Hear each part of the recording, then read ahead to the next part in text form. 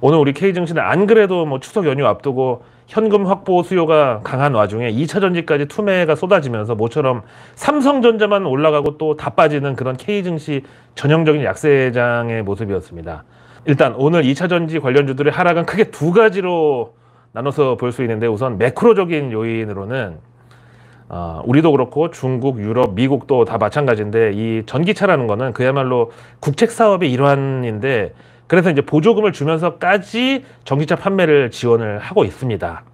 근데 그 전기차 보조금은 점점 줄어들 수밖에 없고, 뭐 테슬라 같은 전기차 세계 1위 메이커가 우선 이 보조금 컷 줄이는 거에 맞춰가지고 차량 가격 인하로 대응하고 있는 중인데, 근데 테슬라는 그래도 어떤 브랜드 가치가 있기 때문에 뭐 가격 인하 조금만 해줘도 뭐 카드가 먹히지만은, 다른 자동차 제조사들 뭐 우리 현대차, 기아 전부 이제는 보조금이 끊길 상황에 대비해서 전기차를 생산해야 되는데, 그럼 전기차 부품 가격의 40%를 차지하는 배터리 원가 절감 말고는 다른 방법이 따로 없어요. 그래서 이제 자꾸 싸고 좋은 배터리를 찾는 거고, 거기에 대한 대안으로 등장한 게 바로 LFP, 즉 리튬 인산철 그 배터리입니다.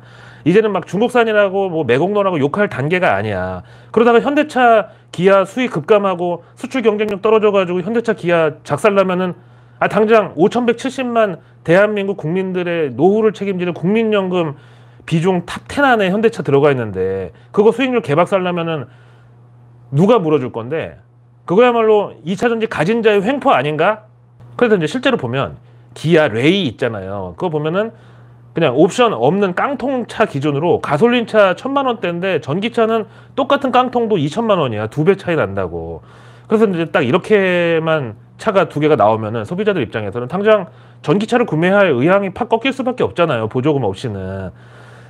그래서 이제 정부 지원 보조금이라는 역할이 컸는데, 언제까지나 이렇게 정부가 보조금을 줄 수 없기 때문에 결국 중국 따라서 우리도 보조금 폐지 수순으로 간다.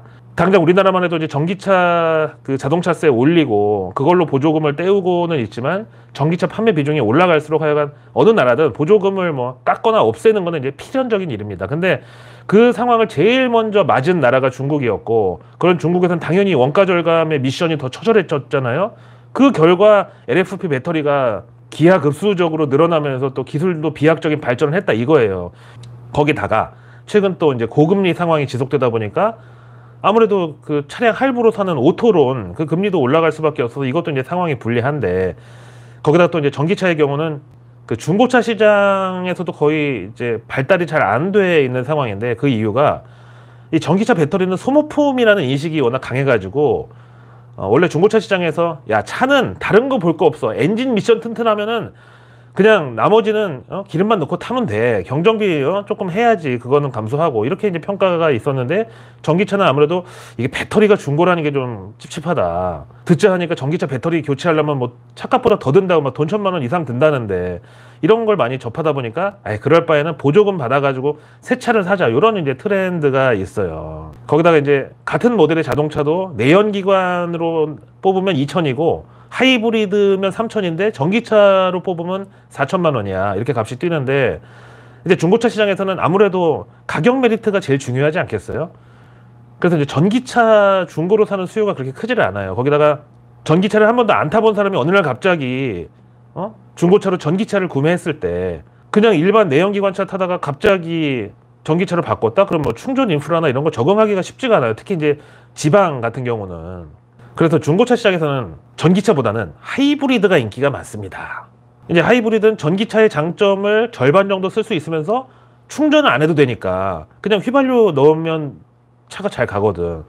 그러니까 뭐 예를 들면은 주차장 같은 데서는 큰 동력이 필요가 없으니까 배터리로 스르륵 움직이다가 가속 부항 해야 되거나 아니면 언덕 같은 데 가면 휘발유 엔진으로 동력이 옮겨가는데, 그때 이제 배터리는 또 그 구동력에 물려가지고 충전이 되는 그런 시스템입니다. 근데 그런 면에서 최근 테슬라 주가가 흘러내리는데, 근데 그거랑 반대로 주가가 역동조화돼서 반대로 상승 추세가 이어지고 있는 자동차 제조사가 딱 하나 있는데, 그게 바로 이제 일본 도요타예요. 그 도요타가 이제 그 하이브리드, 앞에서 말씀드린 휘발유랑 배터리를 적절하게 나눠서 구동하는 그 기술을 전 세계에서 제일 처음 개발했고, 뭐 하이브리드의 대명사 프리우스 있잖아. 그거 비롯해가지고 이쪽에 완전 특화되어 있다 보니까 요즘은 렉서스도 다 하이브리드 모델이거든요. 그래서 전 세계 하이브리드 차 시장 점유율 60%를 도요타가 차지하고 있어요. 근데 이제 유럽에서도 도요타가 저렇게 나와? 세계 자동차 판매량 1위가 도요타거든요. 그래서 저렇게 하이브리드 시장을 계속 밀고 나가는 걸 보면서 우리도 결국 저렇게 가야 되나? 그래가지고 마음 먹고 있는 게 요걸 벤치마크 하려고 하는 게 폭스바겐이야. 솔직히 지난 몇백 년 동안 무슨 보쉬나 막 슈퍼 갑으로 있었단 말이에요.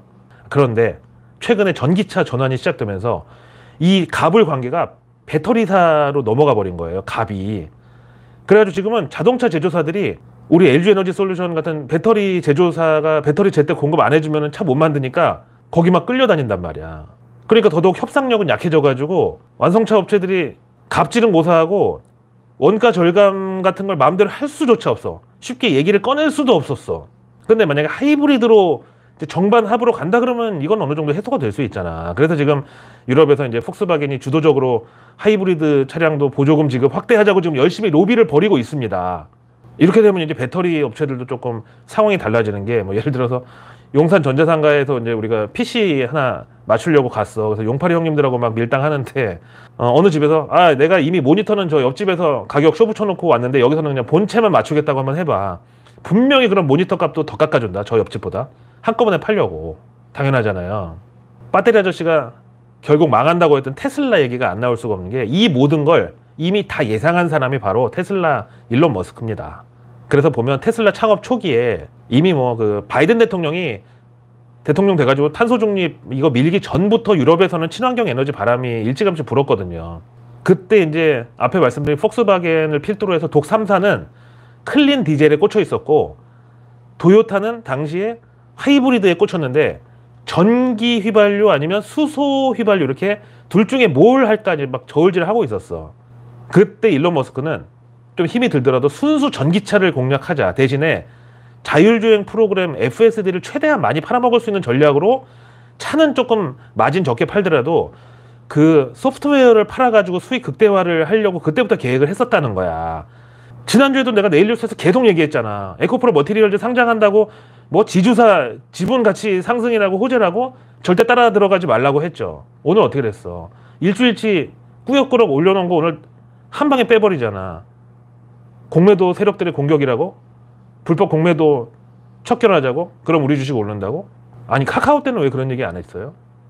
10만전자 그때 슈퍼사이클이라고 삼성전자 10만원 20만원 간다고 코스피 4100 간다고 했던 사람 그 증권사에서 자기 매매 공매도 전체 증권사 60개 중에 1등이었는데 왜 거기다가는 가만히 있고 이제 와서 그러는데?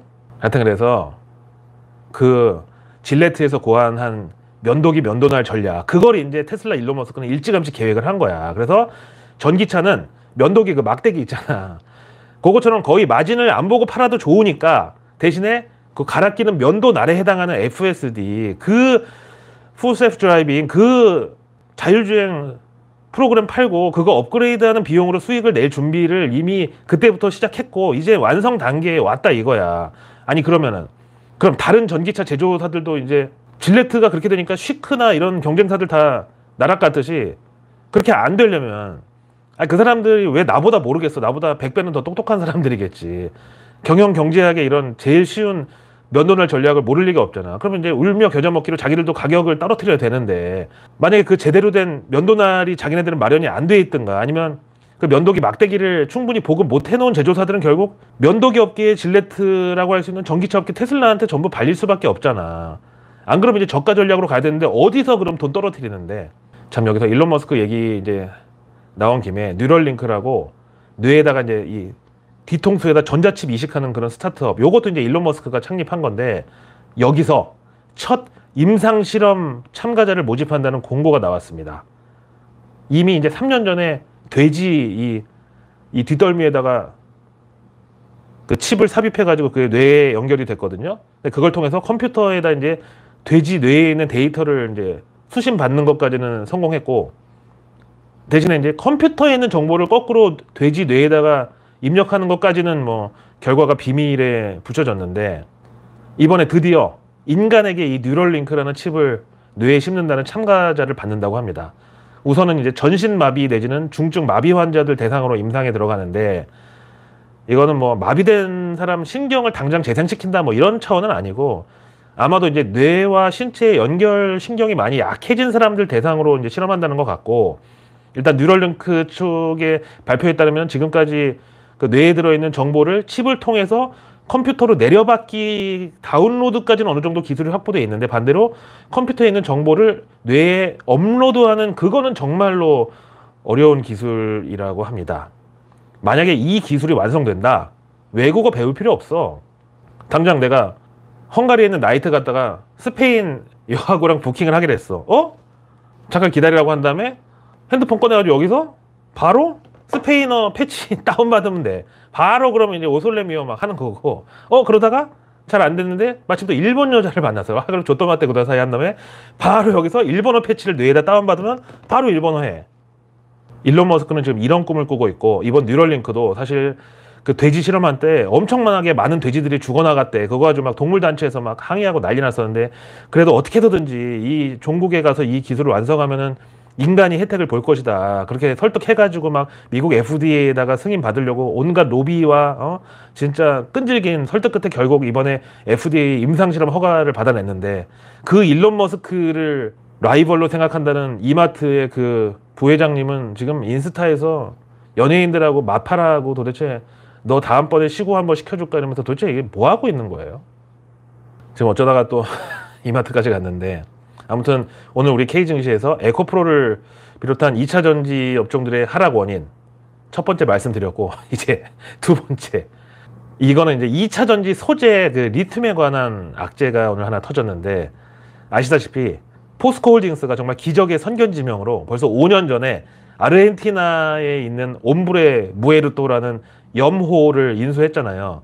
그래서 이제 여기서 2차 전지 그 소재 핵심 광물 중에 하나인 탄산 리튬을 추출해가지고 그걸 다시 수산화 리튬으로 변환하는 공장을 지금 건설 중인데, 일단 지금 여기 아르헨티나 현지 법인에서 리튬 원재료를 이제 수입받는 식으로 지금 포스코가 그 리튬 원자재를 확보를 하고 있는데, 갑자기 아르헨티나 관세청에서 이 원재료를 압수를 해버렸습니다. 이것 때문에 오늘 사실 2차 전지 소재 공급망 우려, 무기화 공포 이런 거 일어나면서 외국인들이 앞장서서 K2차 전지 관련주들 오늘 공매도, 순매도, 험매도 다 때려버렸고요. 결국 에코프로 머티리얼즈 상장 기대감이라고 지난주 내내 정말 힘들게 에코프로 들어올렸던 개인들은 오늘 신용미수 반대매매 걸려가지고 장렬하게 다 낮아빠졌어. 그래서 오늘 썸네일에다가 카카오의 저주라고 붙였는데, 제가 이제 지난주 내내 그 내일뉴스 미리 보기에서 얘기했는데, 아직도 자회사 분할 상장이 지주사 지분가치 상승이라고 호재라고 하는 분들은 제발 좀 지난 카카오, 그 LG화학 이런 케이스들을 좀 생각 좀 해보세요. 거기다가 에코프로는 카카오 더하기 셀트리온까지 적용돼 있어. 이게 무슨 소리냐면은, 에코프로도 결국 자회사들 매출 이익 풍차 돌리기 구조잖아, 솔직히. 거기다가 이제 에코프로 MSCI 그 지수 편입된다고 했을 때, 제가 이것도 내일뉴스에서 당신 목이 터져라 외쳤는데, 왜 꼭 이게 플러스라고만 요인을 생각하냐. 양방향이다. 그 MSCI 외국인 장기 투자 자금, 패시브 자금이 신규 유입되는 건 좋은데, 그 신규 자금이 이제 에코프로 공매도에 빌려주는 대주 물량으로 풀리면 어떡할 거냐고 제가 그렇게 얘기했잖아요. 아니, 외국인들은 대주 물량 운용사에서 잠궈놓고 그럴 이유가 없는데? 아니, 수익되는 거 왜 안 해? 당연히 하지. 그 다음에 그 빠테리 아저씨가 또 뭐 라이브에서 이제 공매도 세력들 이제 시한부라고 말이야. 연말 되면 이제 배당락일이 오잖아요. 배당락일 전에 공매도 포지션 다 청산해야 되는데 어떻게 할 거냐고. 그럼 에코프로 오늘 그렇게 많이 떨어졌는데 아직도 엄청나게 수익권인 분들이 있죠. 아니, 대주주 10억 이상 양도세 대상자들이 물량 털을 거는 계산 안 해? 어떻게 이렇게 한 가지만 얘기해? 그러니까 약팔이, 강의팔이 마바라 소리 듣는 거야. 그런 인간들이. 왜 양쪽으로 얘기를 해줘야지 사람들이 대비를 할 거 아니야. 그것까지 다 파악할 정도 능력 되면은 니네 마바라 방송 듣겠냐? 그 정도 내공되는 사람들이 니네가 찍어주는 종목 사겠어? 이미 다 산드라방 머리에서 내가 알았을 때는 전 국민 온 세계 태양계, 은하계, 안드로메다까지 다 소문난 그 종목을 왜 사겠냐고. 리딩방 왜 들어가겠냐고. 그럼 두 개 다 얘기를 해줘야 될 거 아니야. 그래서 아무리 그때 당시에는 개인 투자자들 강력하게 단결해가지고 절대 공매도 물량 대주지 말자고 증권사에 당장 전화해가지고 대주 금지로 물량 잠궈놓자고 단합했는데 그게 다가 아니죠. MSCI 발표 나고부터 지금까지 개인 물량 한 200만 주 정도 외국계로 넘어갔는데 그거 지금 다 공매도 물량으로 자유자재로 폭격에 활용되고 있잖아. 그리고 뭐 연말에 공매도 포지션 다 상환해야 된다고 그러면 뭐 말라 죽는다 그러는데 아니 외국계 기관이 무슨 동네 무슨 주식방 옛날에 있던 FX방 아주머니들 뭐 개돈 모아가지고 돌리는 그런 수준인 줄 아세요? 걔네들한테 그 정도 돈은 껌값이야. 골드만삭스 봐. 에코프로 공매도 포지션 벌써 지금 2년째 유지하고 있어. 어디서 그런 말도 안 되는 개벽다구 같은 소리로. 그래서 너는 도대체 맨날 비판만 하고 배터리에 대해서 뭐 그렇게 맨날 화만 내고 대안도 없는 비판만 하냐고 하시는데 대안이 있습니다.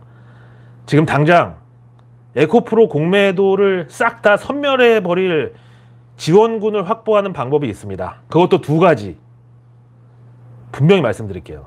하나는 무상증자, 또 하나는 액면 분할. 근데 액면 분할은 아예 어설프게 뭐 3대1 뭐 이런 거 말고 삼성전자처럼 한 50대1로 액분해가지고 주당 지금 에코프로 88만 원을 2만 원대까지 쪼개버려야지 이제 더 많은 개인 투자자들이 수급을 받쳐줄 수 있는데, 근데 삼성전자는 코스피 상장 기업이니까 50대1로 액분을 했어도 지금 액면가 100원인데 에코프로는 코스닥이니까 주당 500원을 액분하면은 50대1의 경우는 주당 10원 되는데 과연 액면가 10원이면은 MSCI에서 이거 가만히 있을까? 외국인들도 과연 패시브 자금 그대로 비중 유지할까? 근데 좋다 이거야. 그나마도 근데 이거는 전적으로 에코프로 그 회장님이 결정할 일이죠. 근데 지금 이동채 회장 수감 중이잖아요. 근데 뭐 그래도 옥중에서 경영 참여 가능하다고 쳐도 변호사 불러가지고 변호사 접견하면서 얘기해. 근데 지금 바로 오늘 날짜까지 나와가지고 11월 달에 에코프로 머티리얼즈 상장 앞두고 있는 상황에서 공모가까지 지금 다 밴드 나왔는데 그 지주사 에코프로 주식을 무상증자 내지는 액면 분할 때린다고? 미쳤습니까? 아니 무슨 자해공갈도 아니고 스스로 상장 흥행을 말아먹을 일이 있어? 그럼 기관 투자자들이 가만히 있겠어? 아 이럴 거면 아예 상장을 하지 말았어야지. 무상증자나 액분할 계획이 있으면 상장 하지를 말아야지 머티리얼즈를. 근데 또 보니까 참 웃픈 게 오늘장 마감 후에 에코프로 공시가 떴는데 거기 이제 제목에 에코프로 유상증자 이렇게 돼 있어. 그래서 그걸 보고 지금 또 이제 에코프로 안티들은 꼴 좋다. 유상증자하면 이제 더 꼬라박는다. 얘기하는데 이거는 에코프로가 주식을 더 찍어내는 유상증자가 아니라 그 자회사 에코프로 머티리얼즈 상장 관련해서 주식 발행한다는 공시잖아. 주식 발행의 유상증자잖아. 지금 주식 구주가 있으니까. 아, 어떻게 찬티나 안티나 무슨 더맨 너머도 아니고 왜 이래 수준이. 하여간 그래가지고 공시 내용은 제가 풀이해 드릴게요.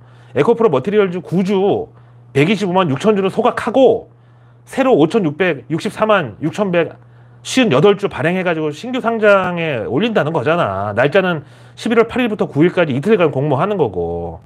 어쨌든 지금 에코프로 이제 그룹 측에서는 이번 머티리얼즈 상장을 어떻게든지 성공시키려고 혼신의 노력을 다할 거고, 만약에 흥행이 잘 안 되면 그럼 이제 앞으로 모자라는 시설 투자 자금 같은 거 다 이제 그 지주사 에코프로에서 에코프로 BM이나 이런 데서 벌어온 돈 갖고 있는 거 다시 그대로 머티리얼즈에서 가져가는 거야.